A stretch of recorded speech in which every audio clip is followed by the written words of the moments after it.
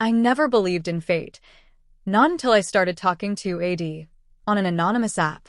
He was mysterious, funny, painfully honest, and somehow always knew what to say when my world was crumbling. We chatted for almost a year.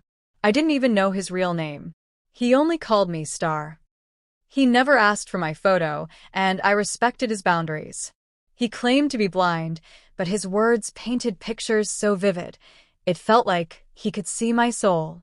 I didn't tell him my truth either, that my family was drowning in debt, and I was about to make the most desperate decision of my life, agree to a marriage contract to a billionaire I'd never met. The deal was simple. 3 years. No questions. No love. Just loyalty and silence. I'd help protect his public image, and in return, my family would never have to worry again. I signed the contract the same week. AD stopped replying. My heart cracked. He vanished without warning, and I had no idea why.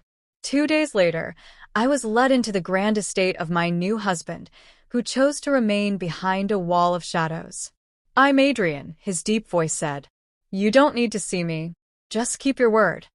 His tone was cold, guarded. But something about his voice made my spine freeze. I knew that voice. No, it couldn't be.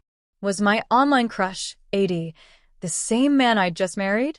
Episode 2. A voice from the past. I couldn't stop thinking about it. The voice. The cadence. The way he paused before saying my name. Adrian. He didn't show his face. His butler handled everything, meals, rules, boundaries. I was told never to enter the East Wing. That was where he lived. But each night, I sat in our massive bedroom, reading old chats from AD, wondering, was it really him? The irony was cruel.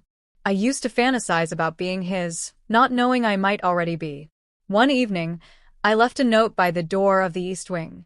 Do you believe in fate? Star. The next morning, the note was gone. That night, a new note was slipped under my door. Only when it's blind. AD. My heart skipped. It was him. It had to be. I wanted to burst into the East Wing, to demand answers, but the contract echoed in my mind. No emotional involvement. No face-to-face meetings without consent. But now, emotions were involved. And worse, I was falling deeper for the man I legally belonged to, yet still couldn't touch. Until one evening, during a storm, there was a knock at my door. When I opened it, his voice whispered through the darkness. I've missed you, Star. Episode 3. Thunder and Truth. The storm raged behind him, but inside, my heart made the loudest noise. Adrian, AD, stood at the doorway, his face cloaked in shadows. He didn't step inside. He just stood there, holding an umbrella and silence. You're him. I breathed, my throat dry. You're AD. He nodded slowly. And your Star. The woman who made me see the world again without ever needing eyes. I stepped closer. Why didn't you tell me? He exhaled, the weight of 1,000 secrets in one breath. Because I didn't want you to love me out of pity or stay because you felt sorry for the man behind the screen. I wanted your love when I was a nobody, not a billionaire with conditions. My chest ached. You vanished. I had to. The contract was signed. I didn't want you to feel trapped by something that began as real. Tears burned my eyes. He reached out, and our fingers brushed, electric, delicate, undeniable. I married a stranger, I whispered. You married me, he said softly. And I've loved you long before that contract. Thunder cracked above us.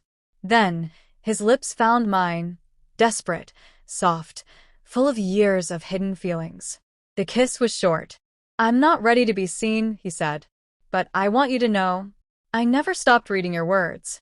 And with that, he disappeared back into the shadows, leaving me breathless, confused, and more in love than ever.